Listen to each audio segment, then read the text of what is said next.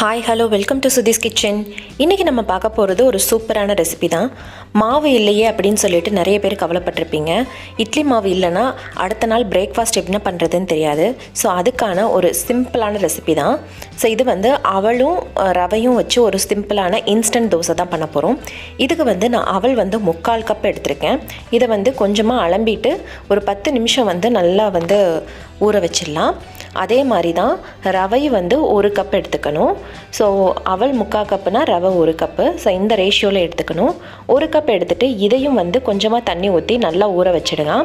So 10 நிமிஷம் கழித்து நல்லா ஊறினதுக்கப்புறமா நம்ம இதை அரைக்க போகிறோம். ஸோ மாவு புளிக்கலை, இல்லை மாவு இல்லை என்ன பிரேக்ஃபாஸ்ட் செய்யலாம் அப்படின்னு நினைக்கிற எல்லாருக்குமே இது ஒரு ஆல்டர்னேட்டிவ் தான். ஸோ இதை ஒரு 10 நிமிஷத்தில் இதை நம்ம ரெடி பண்ணிடலாம் இந்த மாவை. ஸோ சட்னி இருந்துச்சு அப்படின்னா இந்த தோசையை ஊற்றி நம்ம கொடுத்துட்டு போயிட்டே இருக்கலாம். ஸோ இது நல்லா ஊறிடுச்சு பாருங்கள், இது ரெண்டுமே. இப்போ இதில் நான் கொஞ்சம் இது ரெண்டையுமே நம்ம நல்லா அரைச்சி எடுத்துக்கலாம்.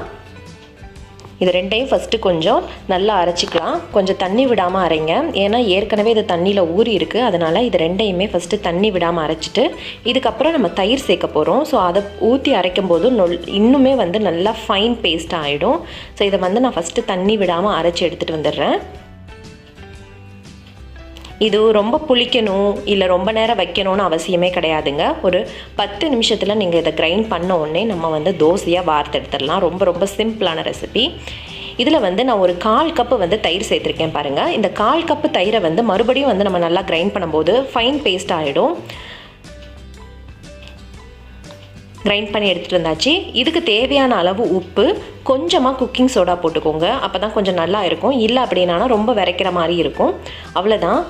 குக்கிங் சோடா என்றைக்காவது ஒரு நாள் யூஸ் பண்ணலாங்க, அடிக்கடி தான் யூஸ் பண்ணக்கூடாது. ஸோ இது என்றைக்காவது ஒரு நாள் ரொம்ப முடியாத பட்சத்தில் தான் நம்ம இந்த மாதிரி தோசையெல்லாம் வார்க்க போகிறோம். ஆனால் இந்த தோசையோட டேஸ்ட் அவ்வளோ நல்லா இருக்குங்க. நீங்கள் தயிர் ஊற்றுறதுனால அது இன்னுமே டேஸ்ட் ஜாஸ்தியாகும் தான் சொல்லலாம். இதில் குக்கிங் சோடா போட்டிருக்கேன் பாருங்கள். போட்டதுக்கப்புறமா இதை நல்லா கலந்து விட்டுறலாம்.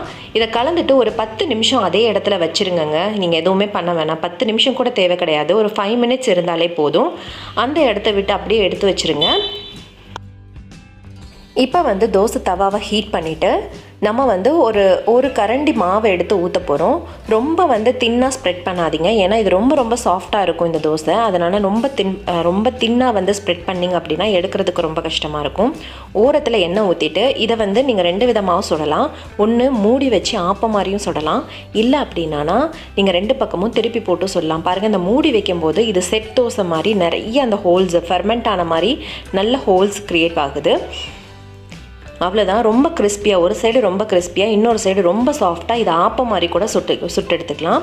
இன்னொன்று எப்படி அப்படின்னா 2 சைடுமே நீங்கள் திருப்பி போட்டுக்கலாம்.